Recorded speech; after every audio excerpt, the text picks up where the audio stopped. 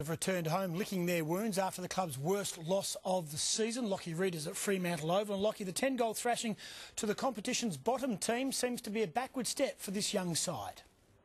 Yeah, it certainly does, Tim. A bit of a concern for the Fremantle Dockers. Of course, they've lost by bigger margins, but I think the players and the coaching staff would agree with you. Luke McFarlane summing it up today that it was embarrassing and also a debacle. Paul Hasleby joins me now. And Hayes, what words would you use to sum up yesterday's game?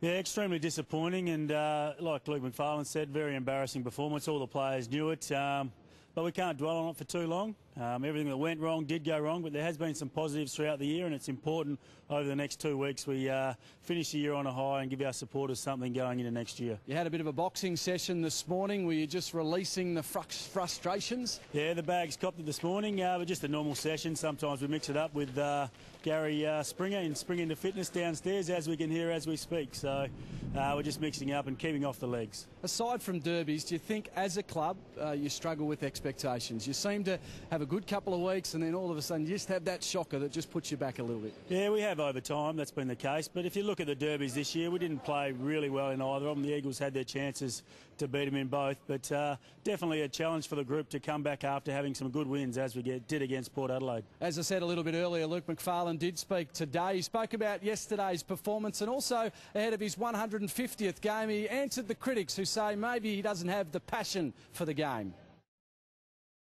Yesterday was a debacle. There's no doubt about that, and we're certainly very disappointed with the result. But I guess we need to keep it in perspective and realise that we weren't going to be a class outfit this year. It was an embarrassing performance. To lose to a side that we should have beaten really over there, and with our current run of form. Football's a tremendous part of my life. I think I've always been a fairly sort of balanced person and tried to keep everything in perspective and realise,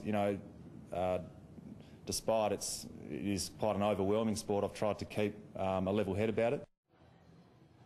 Let's move on now to this week's game, and Essendon pulled off one of the great victories yesterday against St Kilda, but they come to town, Hayes, with a few injury concerns. Matthew Lloyd doesn't look like he'll play. Dustin Fletcher, of course, injuring a hamstring.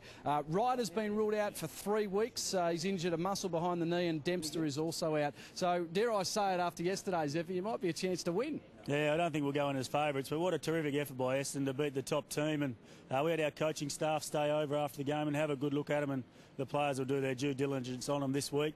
And I can guarantee the supporters there'll be a much more committed effort from our boys. They're a very attacking side, aren't they? So you've got to stop their run somehow. Yeah, we do, and we take a lot out of what the West Coast Eagles did to them a few weeks ago and had a good win. So hopefully they come over here and don't travel as well as we would like. Good on you, Hayes. Well done. Thanks very much for joining us, Tim, from Fremantle Oval. Let's hope the news is better this week. Back to you.